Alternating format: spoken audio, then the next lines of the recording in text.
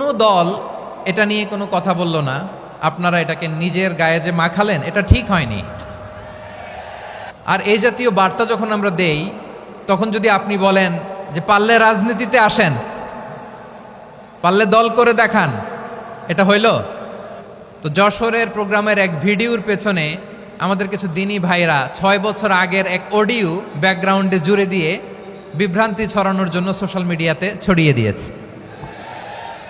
তো তাদের প্রতিও আমাদের কোনো রাগ নাই, ক্ষোভ নাই, তারা হয়তো দিনই তাকাদা থেকেই করেছে।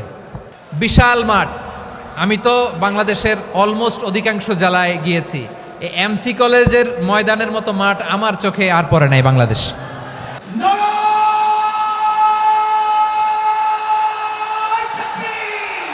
দাওয়াতের ময়দানে আছে মুমিন প্রাণে আল্লামা সাঈদীর উত্তরসূরি।